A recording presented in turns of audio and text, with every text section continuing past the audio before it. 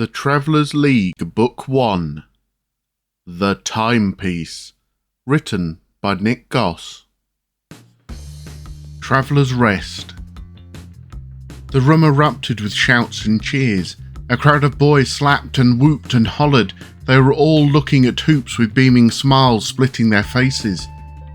When Hoops appeared in the room just seconds ago, he stood on a circular wooden platform, raised only a foot or so above the floor. The room itself was about the size of his apartment back home, only there were no doors, windows, partitions or other rooms walled off within. It was just one big room. The ceiling was about 8 feet high or so, maybe 10. The floor and walls were made of rough wooden planks, as was the ceiling above. It was an enormous clubhouse. On the far wall opposite the platform he stood on, a broad yellow curtain hung in bold red, and the letters T and L were embroidered in wide capitals. The cheers and clapping went on for some time until a tall, skinny boy with red hair pushed his way to the front. He raised his hands to the boys behind him and the crowd hushed. With his back to Hoops, he addressed the crowd. "Travellers, thank you for making it on such short notice. Today we celebrate the arrival of Worthington D. Hooper, who has made it through the 4 gates and 5 worlds of the timepiece." The boys whooped and clapped at this. Hoops felt a little embarrassed with all eyes fixed on him.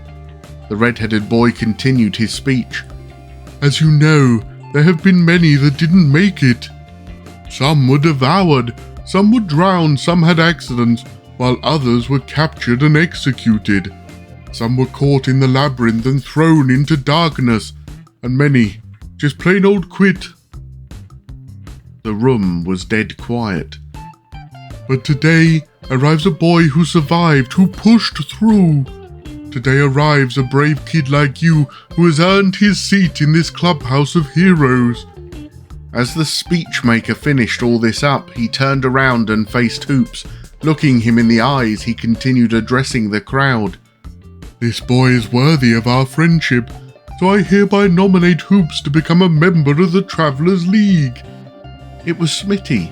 The boy had first given him the timepiece and the scroll. It seemed like it was months ago. So much had happened since. So much had changed.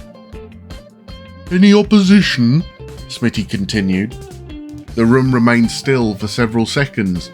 Then with a smile, Smitty shouted, "All in favour?" "Aye!"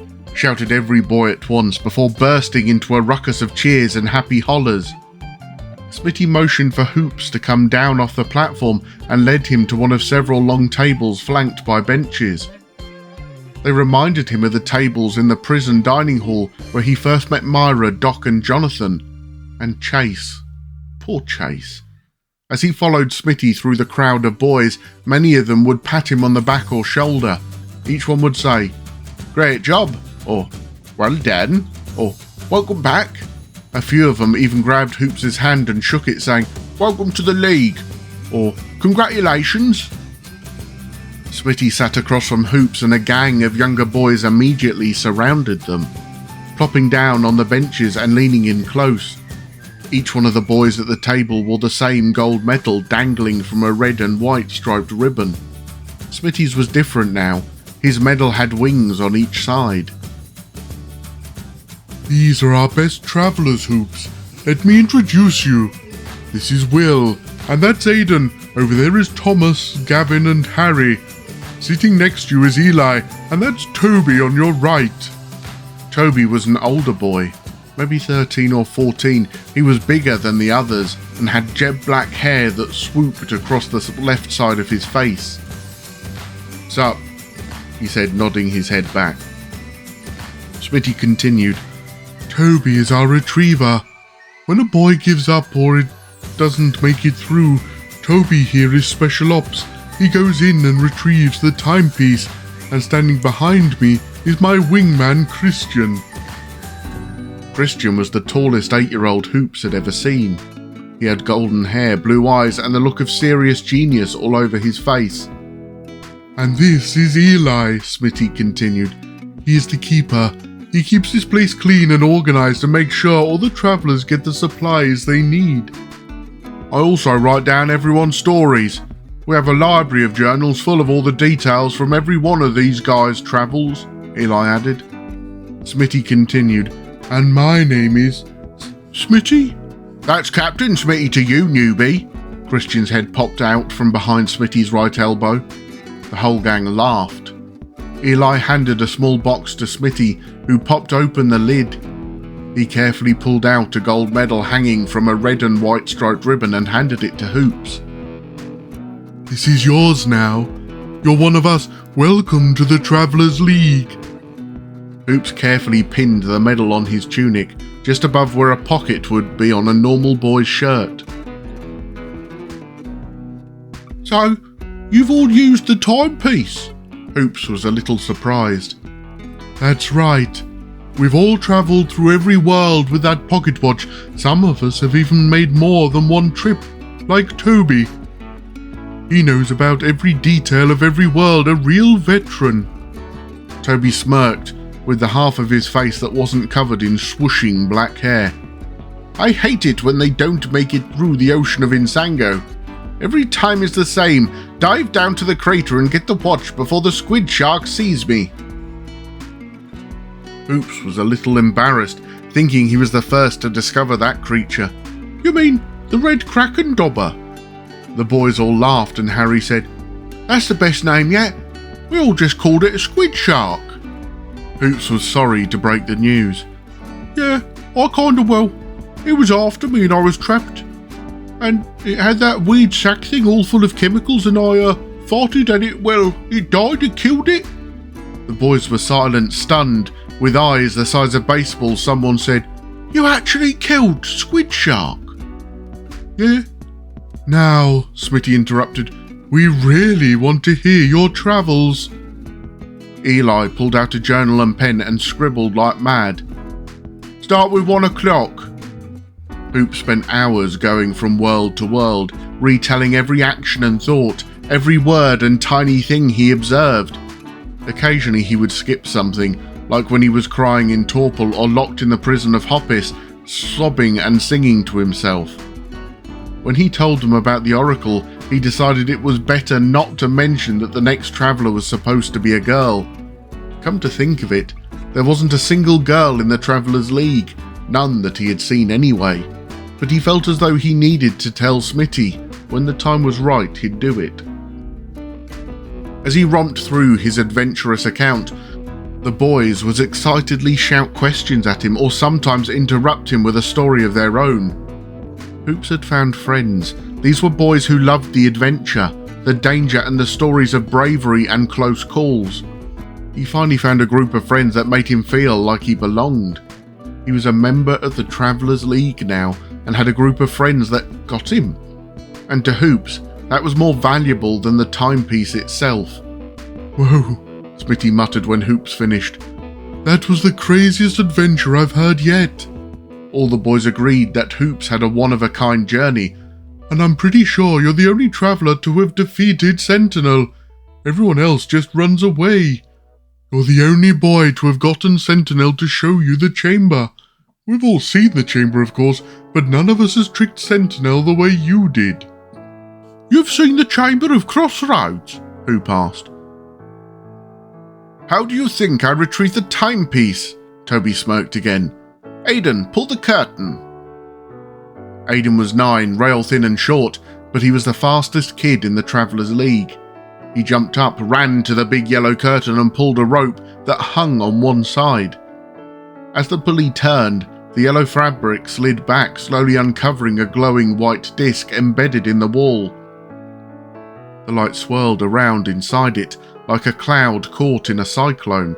A portal! Hoops jumped up. Not just any portal, Hoops. This takes you straight into the chamber. From there, as you know, you can travel anywhere. There's a hidden portal in every world, Christian added, and it's our job to make sure Braxo doesn't know about it. If he found out the portal hidden in Ciribaz, he wouldn't need the timepiece, he would invade all the worlds. We'd stop him.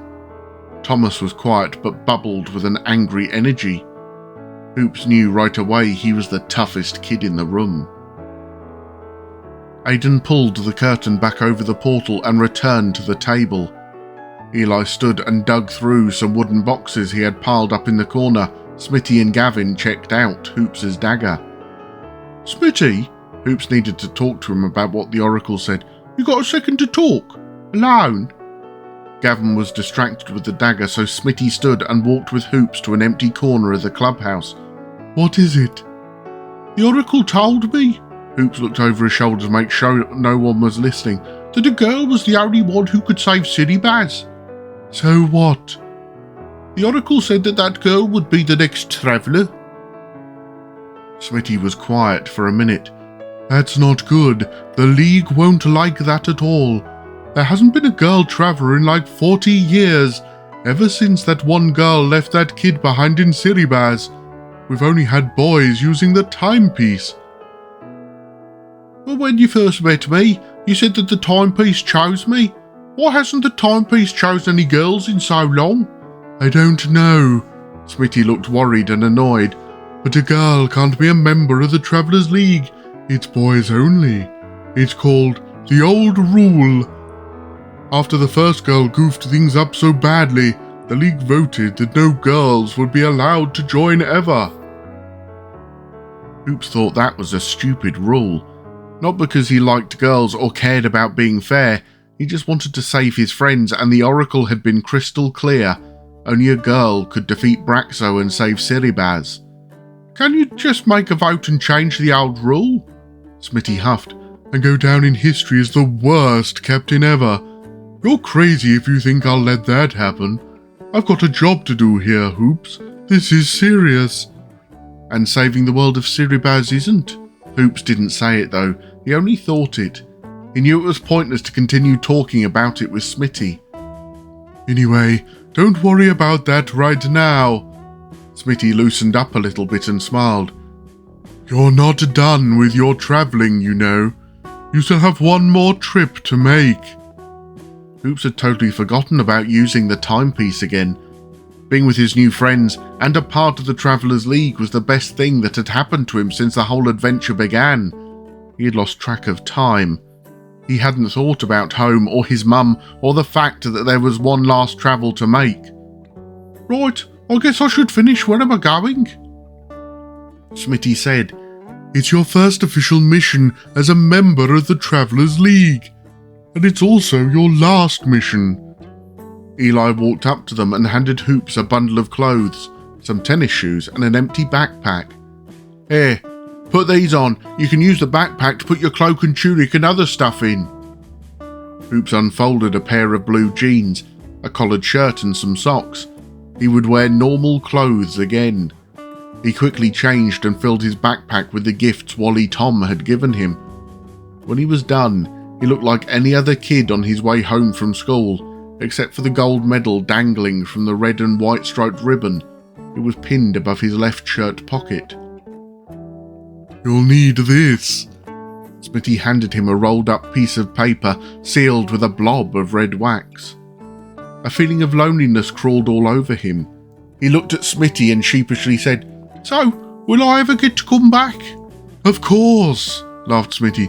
"Don't be so dramatic. You'll be summoned when the next traveller arrives, or we have some special emergency meeting. We'll talk more then." They led Hoops back to the round platform. He stepped up, pulled the pocket watch out and set it for 12 o'clock. Rubbing the lid for the last time, he turned and looked over the crowd of faces. The faces of heroes and adventurers.